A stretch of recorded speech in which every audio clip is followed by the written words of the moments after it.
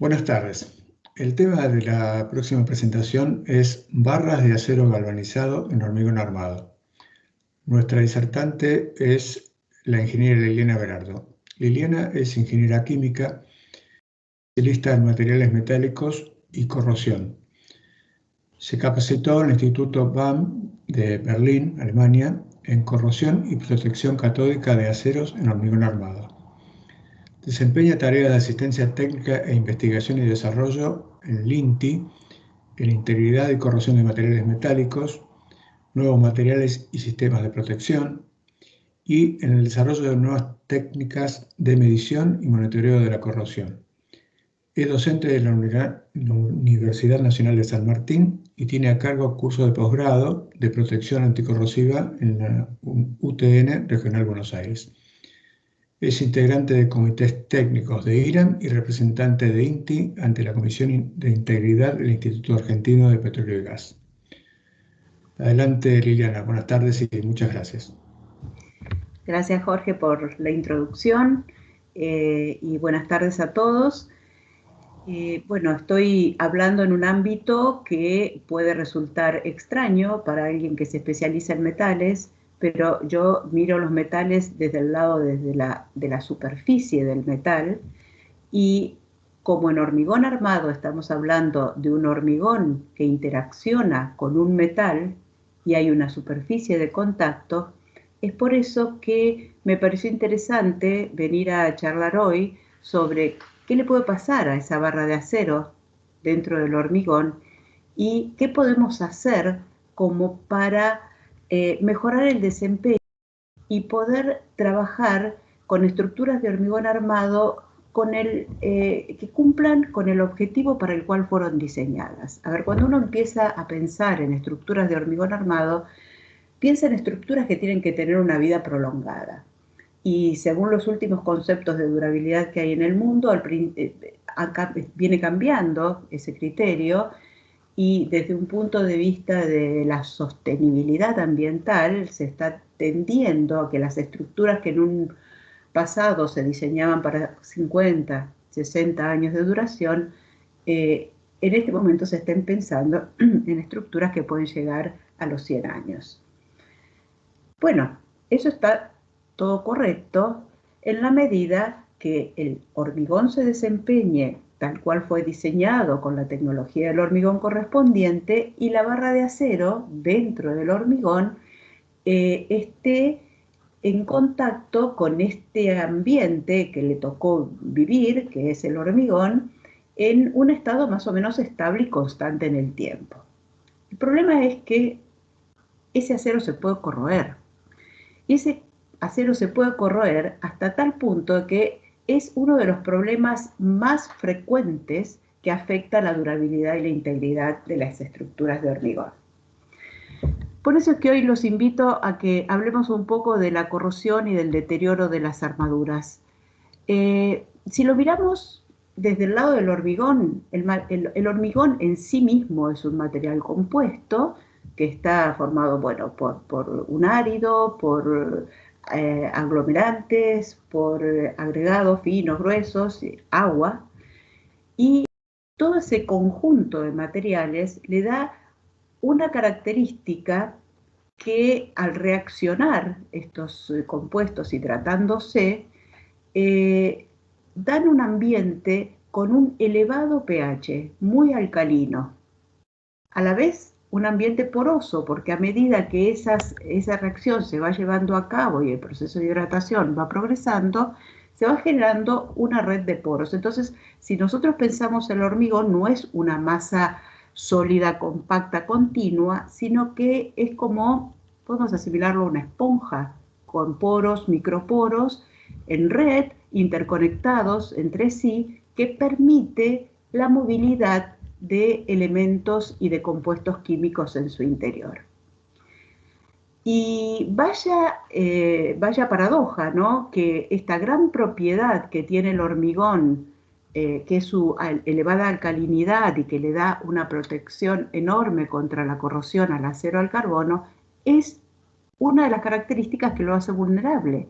¿Por qué? Porque un ambiente cuanto más alcalino, más reactivo con un ácido. Y ese ácido puede llegar a ser un elemento del ambiente. A ver, si nosotros vamos a ver que nuestras estructuras de hormigón armado se tienen que desempeñar en un territorio, tomemos nuestro territorio nacional, de algún modo tenemos algo favorable, que es un ambiente relativamente suave, moderado, que hace que las estructuras no estén sometidas, como en otros países costeros o tropicales, o de climas muy fríos, que están sometidos a ambientes muy agresivos, como pueden ser atmósferas marinas, salinas. Nosotros, si nos fijamos en nuestro mapa de agresividad ambiental argentino, tenemos apenas una zona costera con vientos predominantes del mar, que puede ser importante por su atmósfera salina agresiva, sobre todo a construcción portuaria, urbana, costera, industrial. Una zona que tiene un clima relativamente severo y está asociado con la gran concentración urbana y con producción industrial, y algunos puntos distribuidos en el territorio de producción industrial y de concentración urbana, que puede generar un ambiente más agresivo. ¿Cuáles son los agresivos que nosotros podemos tener en nuestro ambiente? Bueno, como les mencioné, puede llegar a ser esa atmósfera salina dentro en la zona costera. Estoy tratando de mover el mouse y no lo encontraba. Aquí está. En la zona costera de la provincia de Buenos Aires, y una zona agresiva, que puede ser en el caso de industrias, N elementos y compuestos agresivos, que pueden ser emanaciones dentro de la industria en forma fluida, en forma gaseosa, y el dióxido de carbono. ¿Y por qué voy a dar un poco de preponderancia al dióxido de carbono? Porque es un elemento que está presente en todas partes, en diferente concentración. Nosotros podemos pensar que en las zonas rurales hay una concentración relativamente baja de CO2, siempre está presente en el aire, pero bueno, hay una concentración baja. En las urbanas podemos hablar de un orden de magnitud superior, y en las industriales hasta 2 órdenes de magnitud superior. Y ese es el elemento ácido, si le podemos llamar de alguna manera, que puede reaccionar con el álcali presente en los poros de esa red de poros que tiene el hormigón, y variar de algún modo su característica o su condición química. Ahora bien, ¿cómo es? Como les dije, nosotros miramos mucho la superficie del metal en la interacción con ese medio que lo rodea. ¿Qué es lo que le está pasando al metal? Todo el tiempo está llevándose a cabo una reacción electroquímica en la superficie de un metal, no solamente en el hormigón, en cualquier metal, en cualquier ambiente. Por eso siempre hablamos de sistemas metal-ambiente, donde hay continuamente un proceso de óxido-reducción en su superficie. El metal que intenta oxidarse y perder electrones, y un elemento del medio, que en el caso del hormigón suele ser el oxígeno disuelto en los poros, que se reduce generando un oxidrilo, por ejemplo, que en medios neutros y alcalinos la reacción clásica. Que se lleve a cabo esta reacción físico-química, electroquímica en la superficie, no quiere decir que su velocidad sea importante como para que en la vida del hormigón o en la vida humana, que nosotros queremos que dure ese hormigón, sea importante. La velocidad puede ser tan baja como para que no podamos percibirla. Y como depende mucho esta reacción de la interacción del medio y de las condiciones del medio, de la película esta de óxido superficial con el medio, dependiendo de la condición de este medio, se pueden formar diferentes productos. Y en el caso del hormigón armado tenemos la gran ventaja de que se forma un óxido sumamente protector, adherente, que hace que esta velocidad de oxidación sea bajísima y prácticamente imperceptible para nuestra vida útil como humanos. Igual quería decirles y comentarles que en cualquier metal, en cualquier sistema, todo el tiempo se presenta una celda de corrosión. Esa celda de corrosión está compuesta por un ánodo, que es ese metal que está tendiendo a volver a un estado más estable. Siempre el estado más estable de un metal es el estado oxidado, porque es como se encontraba en el planeta antes de que el hombre lo transformara para llevarlo a algún elemento que le resultara útil. Entonces, pensemos que ese acero, ese metal, está siempre muy cargado de energía y va a tender todo el tiempo a volver a un estado de mínima energía.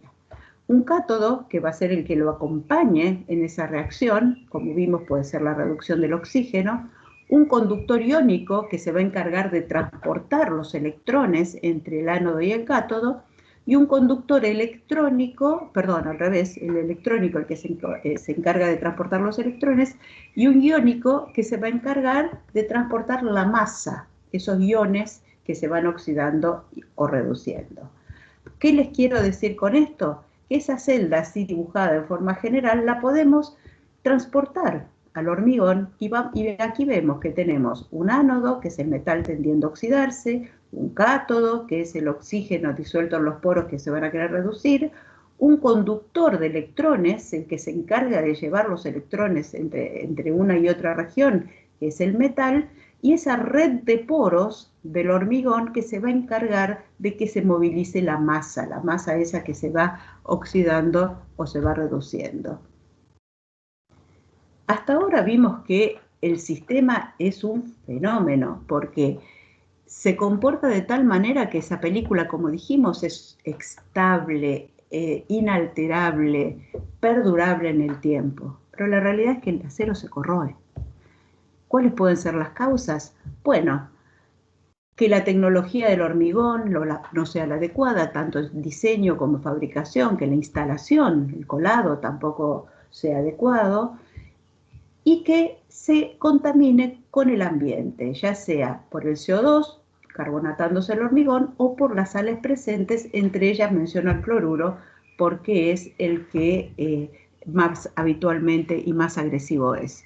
Entonces, esa modificación de las características fisicoquímicas del hormigón que en el entorno del acero y de los óxidos que están sobre la superficie es lo que lleva a la corrosión del acero. ¿Qué dijimos entonces? ¿Cuáles son los dos más agresivos? El cloruro y el CO2. El cloruro es el elemento por excelencia para deteriorar el hormigón. Por suerte nosotros no tenemos una gran cantidad de territorio expuesto a este ion. Este ion lo que hace es que cuando puede difundir por los poros y llega a la superficie del acero, de algún modo puede bajar la energía de ese óxido que está en la superficie, romperlo, atacar el acero, o sea, el elemento que se va a reducir y va a interactuar con el ion metálico, va a formar un cloruro de ese metal. Eso va a producir una acidificación localizada y así empieza a darse un proceso autocatalítico que hace que la reacción progrese y la corrosión se siga manteniendo viva en la medida que se siga alimentando con cloruros. Bueno, esto se los menciono nomás como ataque general y vamos a hablar un poco más del tema de carbonatación. Carbonatación, con caminar por la ciudad de Buenos Aires y mirar un poco las fachadas, nos vamos a dar cuenta cuán de intenso es este proceso de ataque y cuánto deterioro provoca. Lo van a ver en los balcones, lo van a ver en elementos armados expuestos, donde, ¿qué es lo que ocurre? El dióxido de carbono del aire interactúa con ese recubrimiento de hormigón que está sobre el acero, produciendo entonces una reacción de álcali-ácido que da como producto un carbonato de calcio, y ese carbonato de calcio tiene un pH mucho menor que el pH que tenían los hidróxidos originarios presentes en los poros del hormigón. ¿Cómo de importante es este proceso de carbonatación? Y bueno, depende muchísimo de la condición de ese revestimiento de hormigón o recubrimiento de hormigón y el espesor. De la humedad de curado, de la porosidad, de cuán de húmedo es el aire, del tipo de cemento y la alcalinidad que tiene ese cemento, de la relación agua-cemento de mezcla. Bueno, hay cantidad de variables que van a hacer que ese recubrimiento sea de mejor calidad o de menor calidad. De todos modos, en el tiempo, el dióxido de carbono se va a encargar de ir reaccionando y neutralizando ese hormigón que está recubriendo el acero. Aquí les muestro cómo es el proceso en unos diagramas que a mí me gusta mucho usar, que son los diagramas de equilibrio de Purvé que usamos los corrosionistas, donde muestra, no vamos a entrar en detalles, pero en función del pH del ambiente con el que está en contacto el metal, cómo se va comportando, o sea, si se puede corroer, si está en condiciones de mantenerse pasivo, o sea, protegido contra la corrosión, y cada metal tiene el suyo característico. Este es el del acero, por ejemplo, el del hierro, que vemos que en el pH característico del hormigón se mantiene en una zona totalmente pasiva, o sea, está cubierta por óxidos muy protectores, pero cuando hay una reacción de carbonatación, el pH va bajando, se va reduciendo en el tiempo, y esa reducción de pH en el tiempo hace que la condición de protección de los óxidos se modifique y se llegue a una zona de franca corrosión. Entonces, el acero de una armadura en hormigón armado carbonatado no tiene otra opción que no sea corroerse.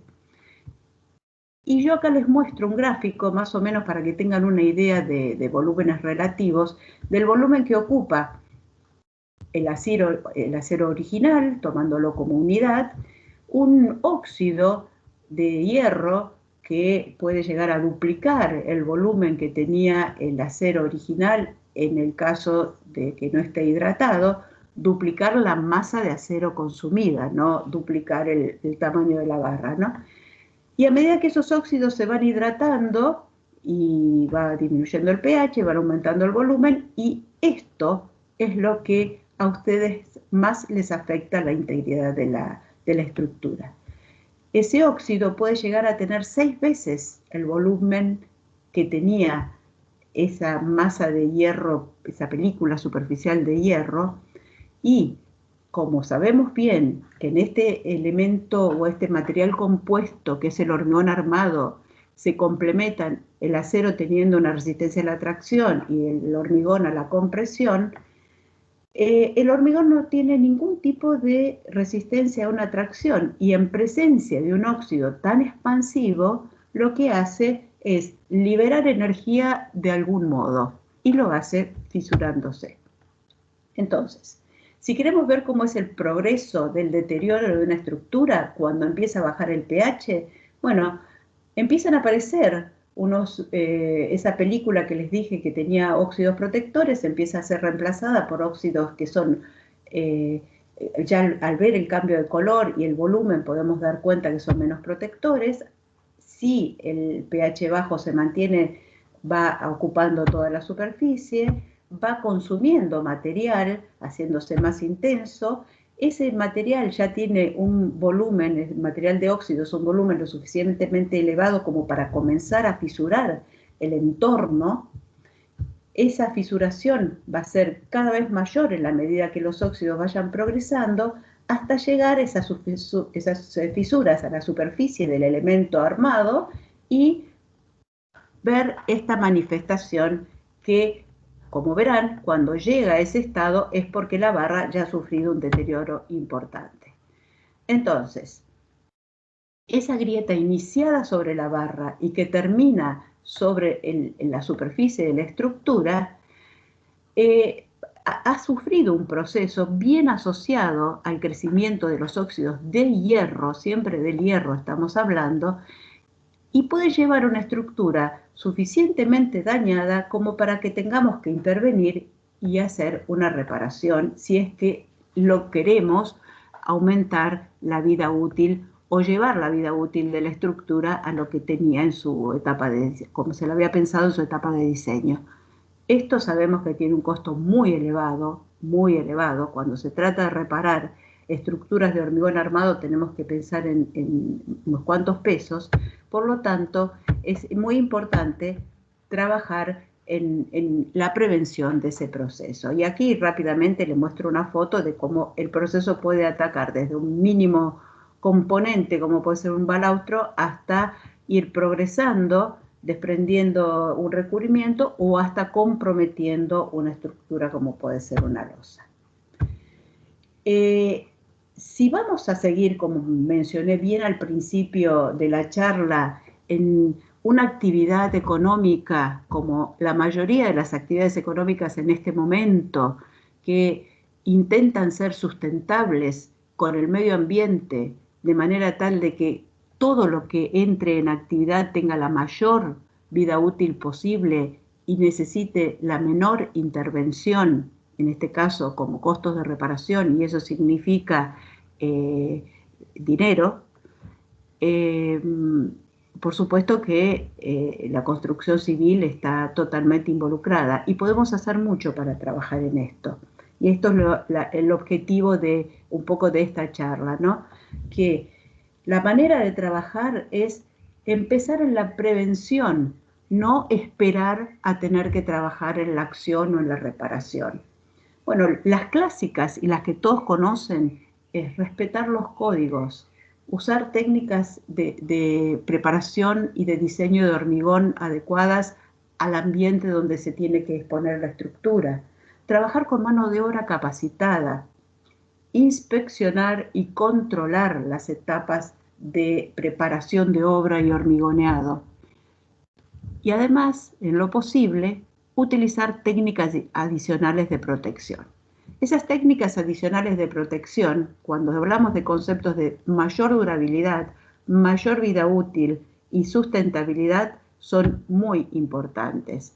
Básicamente por esto, ¿no? Por lo que venimos hablando de extensión de vida útil y de también aumentar la seguridad de una estructura. En este cuadro pueden ver que las protecciones que se pueden hacer para evitar la corrosión de las armaduras son muchas. Pueden ser directas sobre la armadura, indirectas a través del hormigón, pero de todas las opciones que existen, cada una con sus ventajas y desventajas, nos vamos a centrar exclusivamente en el galvanizado de la superficie de la barra de acero. Es un sistema de protección, como dijimos, adicional. La recomendación es usarlo cuando las condiciones ambientales y constructivas se sabe que pueden conducir a la corrosión prematura. La realidad es que por alguna cuestión, ya sea de diseño constructiva o de calidad de mano de obra que se utiliza en la obra o por inspecciones y controles, la corrosión se lleva a cabo. Entonces, ¿por qué no recurrir al galvanizado desde el primer momento? Eso sí, el recurrir a una protección adicional como el galvanizado, o sea, la presencia de zinc sobre la superficie del acero, no elimina para nada las características que debe tener ese hormigón y que debe cumplir según los códigos de construcción. No usar la trampa de una protección adicional para bajar la calidad del hormigón. Y así como vimos que el acero en un hormigón carbonatado puede sufrir el pasaje desde un óxido protector a una franca corrosión, en el diagrama correspondiente al zinc, el mismo diagrama de Purvé correspondiente al zinc, vemos que originalmente cuando está el zinc en contacto en un agua alcalina, agua, no hormigón, agua alcalina, puede darse un proceso de corrosión, o sea, de oxidación de ese zinc cuando el pH está en 12,5 a 13,5, 13,8, que puede ser el pH característico de un hormigón. En el caso de carbonatación, esos óxidos que se pueden formar en estas condiciones son tan protectores que al bajar el pH por el proceso de carbonatación son inalterables y hacen que ese acero se mantenga pasivo, se mantenga protegido en esta condición nueva, condición química nueva que tiene el hormigón.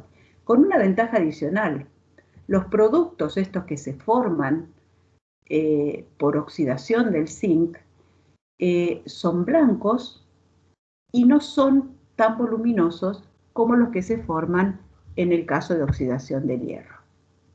Entonces, ya podemos ir viendo que el recubrimiento de zinc, en realidad es un zinc por galvanizado, un recubrimiento que se llama galvanizado por inmersión en caliente, es un proceso que tiene un montón de ventajas y que no vamos a descubrirlas nosotros ahora. Ya va a cumplir un siglo en Estados Unidos el uso formal de estructuras galvanizadas. Y está en uso en el mundo entero y con especificaciones y normalizaciones internacionales y nacionales en diferentes países muy conocidas.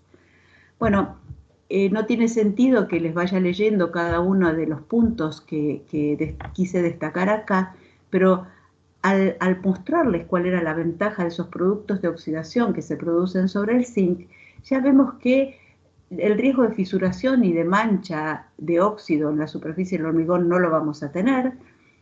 Vamos a tener un incremento en la vida útil de la estructura. ¿Por qué? Porque ese zinc tiene dos fenómenos, dos funciones.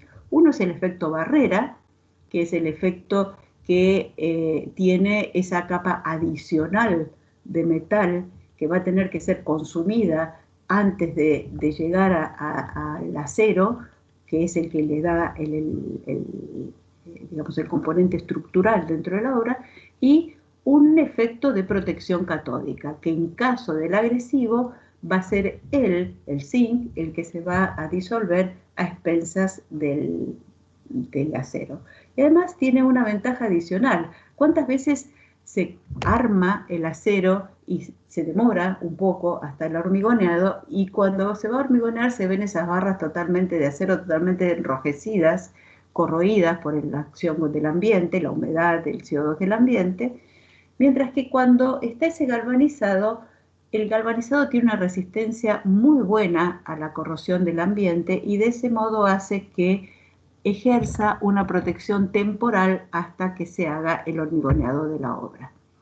Nuevamente, les vuelvo a resaltar acá, si bien el zinc tiene mayor tolerancia a una amplitud de pH mayor que el acero, amplitud de pH es mayor, o de alcalinidad o de reserva alcalina de ese hormigón, no debe usarse el zinc en reemplazo o para usar cementos con menor reserva alcalina o con menor relación cemento-agua, ¿no? Esto es para que tengan una idea de las normas que hay a nivel mundial. Estados Unidos, Europa, Brasil, varios países europeos, la India, la ISO misma tiene las normas correspondientes de cómo deben ser las barras galvanizadas para ser utilizadas en armaduras.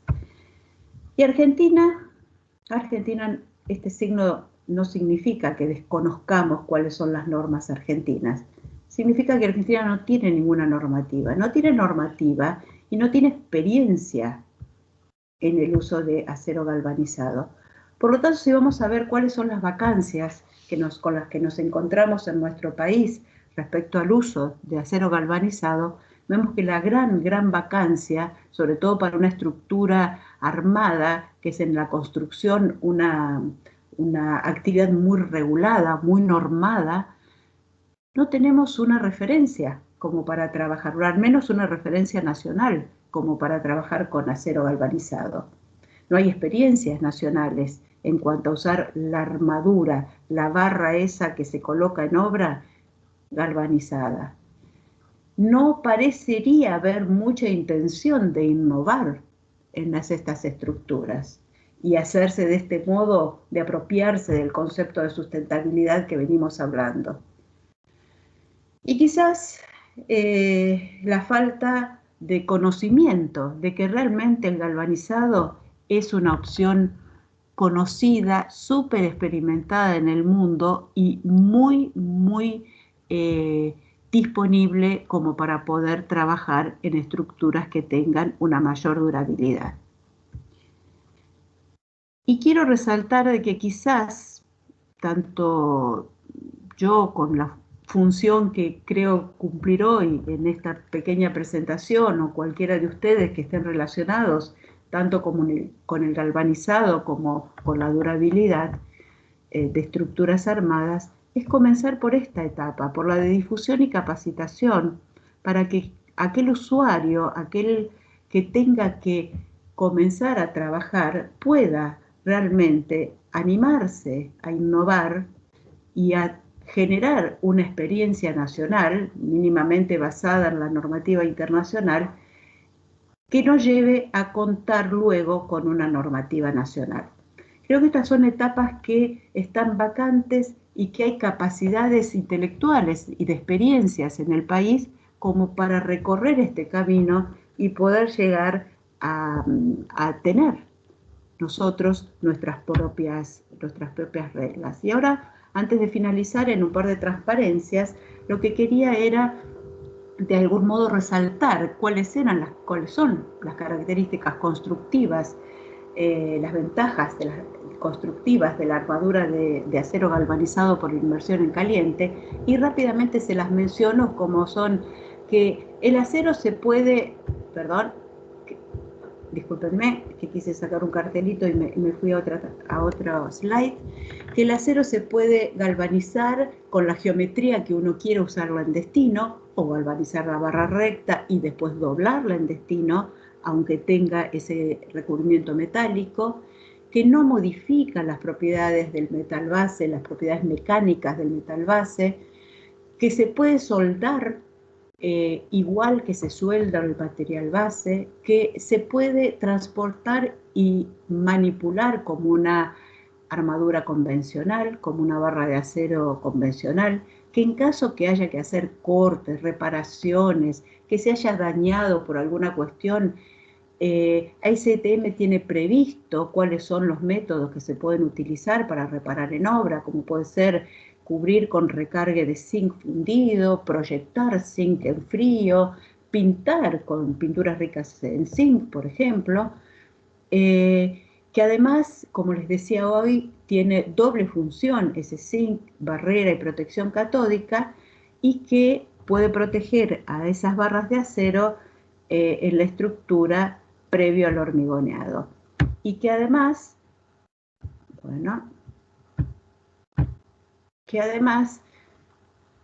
ese uso tan extendido que tiene en el mundo es por la enorme experiencia que tienen de desempeño excelente, tanto en obra como en la enorme cantidad de estudios que se ha hecho en el tiempo, y eso se hizo durante, digamos, la segunda mitad del siglo XX, en los laboratorios de investigación especializados, viendo cómo era el comportamiento.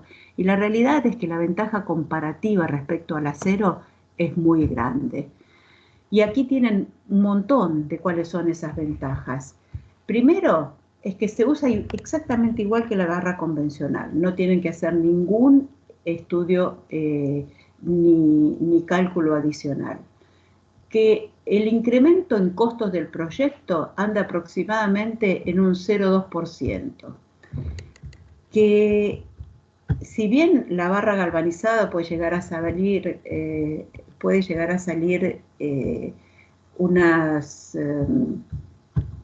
discúlpenme que quiero sacar ese cartel y me estoy yendo de la presentación. Puede llegar a duplicar el costo de una barra de galvanizado, una barra de acero. Cuando eso se lleva al proyecto y se llega a la obra final, realmente queda totalmente diluido este costo adicional. Por otro lado, como dijimos, en caso de carbonatación no se afecta ese recubrimiento de hormigón, soporta un umbral de contaminación de cloruro mayor que el acero, se puede usar tranquilamente en construcciones urbanas e industriales porque sabemos que la vida útil va a ser mayor. Por supuesto que elimina esos gastos de reparación prematuros y además tiene una muy buena adherencia barra hormigón. ¿Por qué dejé esta enorme propiedad de la adherencia de la barra galvanizada con el hormigón para el final? Porque quería hablar un poquito más de la adherencia, porque creo que es un tema tabú, que realmente no sé cuándo se originó ni cómo, pero ese tema tabú hace que piensen que el hecho de que ese acero esté recubierto por este metal que tiene una terminación a simple vista más lisa, con un óxido superficial muy delgado que se forma en contacto con el ambiente, haga que disminuya este proceso. Y sin embargo, la adherencia de la barra de refuerzo galvanizada es tan buena, cuando no superior, que la de la barra de acero clásica. Y esto está perfectamente demostrado por ensayos hechos en laboratorios. ¿Y a qué se debe esto? A que, como les dije en ese diagrama de Purvé que les mostré, cuando se entra en contacto ese zinc con el hormigón a un pH bien alcalino, se forma un compuesto que se llama hidroxizincato de calcio, que es la reacción instantánea que se lleva a cabo en el periodo antes del fragüe, que genera como unos cristales, y esos cristales trabajan como llave, como anclaje para el movimiento del hormigón con respecto relativo a la barra de acero. Y es la que se forma en ese hormigón que es rico en hidróxido de calcio, que lo tienen los hormigones que tienen un pH alrededor del 12,5 más o menos. Igual, si aumenta la alcalinidad del hormigón porque aumenta el contenido de otros hidróxidos, como puede ser el hidróxido de sodio, el hidróxido de potasio, y el hormigón se va a un pH de 13, y pico, puede haber menos calcio, puede reducirse la cantidad de formación de calcio disponible para formar este compuesto, y uno puede sospechar de que no es una película continua y se forman solamente unas islas. Entonces, en ese caso se podría recurrir a un pasivante. Pero la verdad que ese pasivante que se puede utilizar es un contaminante del ambiente, y si vamos a trabajar con la sostenibilidad ambiental, mejor tratar de evitarlo. Y lo que está demostrado, ese pasivante tiene base cromatos, lo que está demostrado es que el mínimo, esas ppm de cromato que puede tener el hormigón, ya son suficientes como para protegerlo al zinc y evitar que se forme una película discontinua. Por lo tanto, desde ese punto de vista, pueden confiar en que la adherencia es muy buena. Entonces llegamos a un punto en que estamos viendo enormes ventajas comparativas del zinc con respecto al hierro, pero seguimos sin trabajar con barras galvanizadas en nuestro país. ¿Por qué entonces no las utilizamos? Vimos las ventajas que tiene, vimos que esa película de zinc forma una aleación prácticamente, porque se forma a temperatura en que el zinc está fundido en el proceso de fabricación, forma una aleación que le da una integridad al recubrimiento que lo hace muy difícil de desprender. Se puede comprar como barra recta, se puede predoblar o preconformar y luego galvanizar en caliente. Se puede llevar la barra a obra o a destino y conformar a destino. En caso de tener que hacer cortes o soldaduras y que se dañe el recubrimiento, se puede reparar en obra. Digamos, tiene un montón de ventajas desde el punto de vista constructivo. Entonces, insisto, el galvanizado de todos esos sistemas que hay es uno de los sistemas que hay en el mercado para prevenir la corrosión de la barra de hormigón. Pero hay tanta experiencia, es tan madura de algún modo esta tecnología, que hace que es un método de protección que se puede usar con confianza, con la ventaja de que en nuestro país existen recursos como para fabricarlo y suministrarlo, cosa que quizás no ocurra con otros sistemas de protección, que en esta charla no viene al caso mencionarlos, pero desde ese punto de vista, a nivel nacional, es un sistema muy fácil de implementar. ¿Por qué? Porque hay galvanizadores locales con condiciones de fabricación y de proceso como para proveer este material. Bueno, ¿cuál ha sido mi intención hoy? Simplemente mostrarles que no nos tenemos que conformar con esto de así pasa o sucederá o parchear, que ese parcheo sabemos que tiene una vida útil muy corta también en el caso de que la corrosión de una barra de acero común llegue a manifestarse ya sea con desprendimientos o con manchado de superficie que si bien sabemos que aún no tiene compromiso estructural, estéticamente es desagradable. Entonces, aquí tienen, es una herramienta útil, probada, eficiente, y que como corrosionista les recomiendo que lo intenten. Bueno, muchas gracias por haber prestado atención, por haber escuchado, y cualquier consulta a su disposición. Muchas gracias, Liliana, por esta presentación. No, por favor,